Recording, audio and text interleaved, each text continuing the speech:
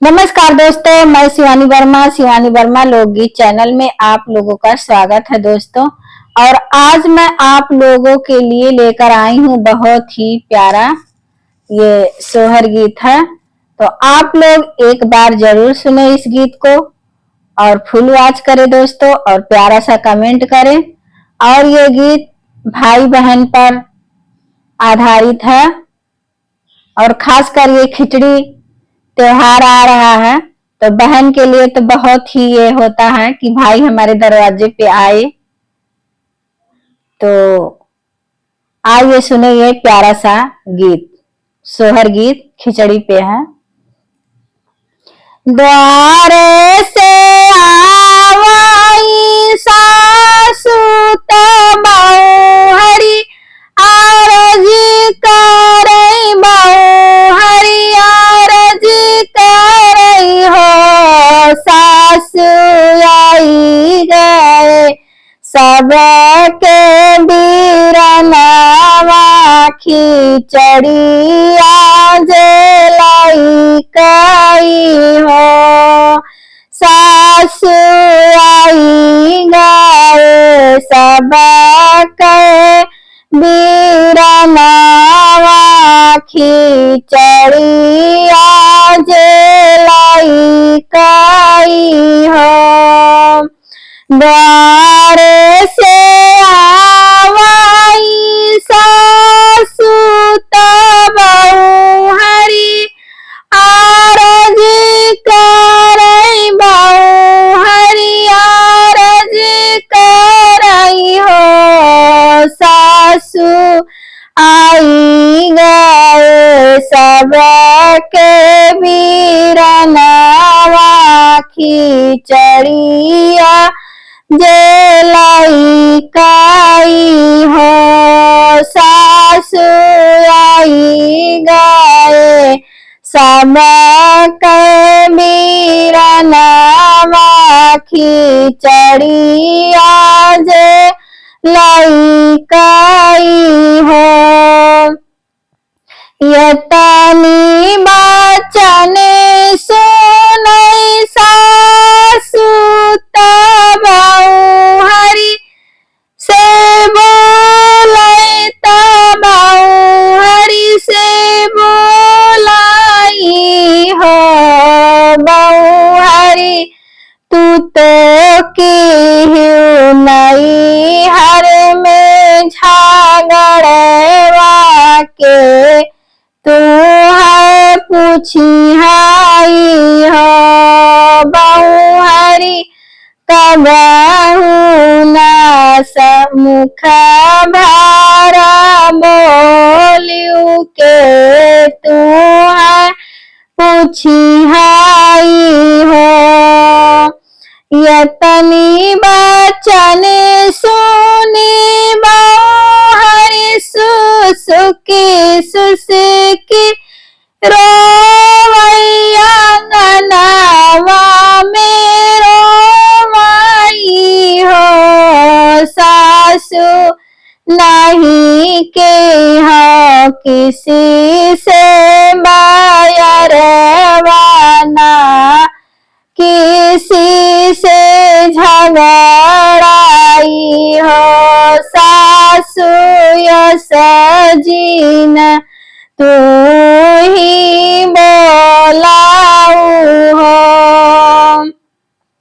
सासु नहीं की है नई हर में झगड़वा यस जीना बोलाऊ हो, सासु बिना हो माई के नई हर यस जीना बोलाऊ हो, सासु बड़ा दुख लगे तोरी बतिया सुन के यस जीना बोलाऊ हो।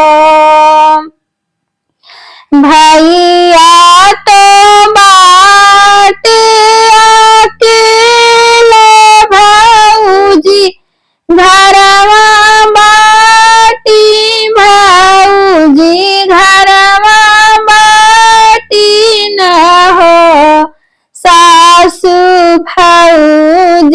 दी है खिचड़िया बीरन मोराई हाई हो। सासु भौजी दी है खिचड़िया बीरन मोराई हाई हो। सासु भौजी से नहीं की हो झगड़ावा यस जी न बोलाऊ हो। बाहर से आवैन नदिया हंसते हंसते आवै खेलते कूदती आवै हो। भौजी आई गए तोहरा बीरनवा खिचड़िया जलाई काई हो। भौजी आई गए तोहरा बीरनवा खिचड़िया जलाई काई हो। भौजी आई गए तोहरा बीरनवा खिचड़िया जलाई काई हो। यतनी बचन सुनई भौजी बीरन लागे आवै दौड़ी दौड़ी आवै हो। भैया भले की हमरे घरे आयो खिचड़िया लईके आया हो। भैया भले लईके आयो तू खिचड़िया इज्जत हमारी राख्याऊ हो। भैया भले तू ही लईके आयो खिचड़िया इज्जत हमारी राख्याऊ हो।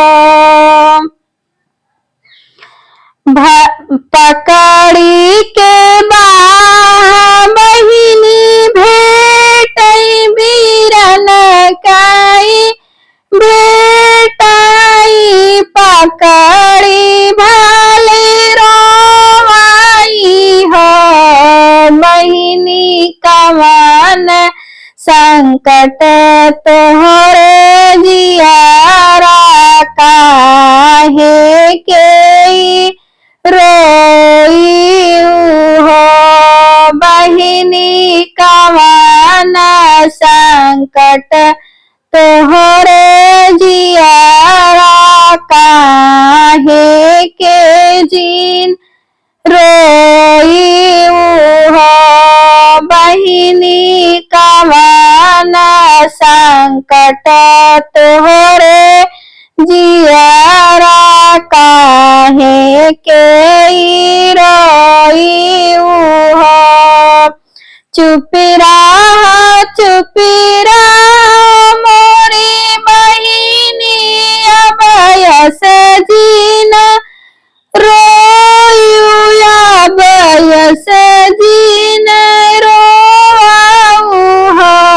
बहिनी यस जीन तुही जानियो कि बिना माई के नहीं हार हो। बहिनी यस तू ही ना समझियो कि बिना माई के नहीं हार हो। बहिनी हम तो के कभो ना भूलाब तोहरे घरे आईब इज्जत तोहरी रखबई हो बहिनी का हम तोहके कबो ना भूलाब तोहरे घर आईब इज्जत तोहरी रखबई हो।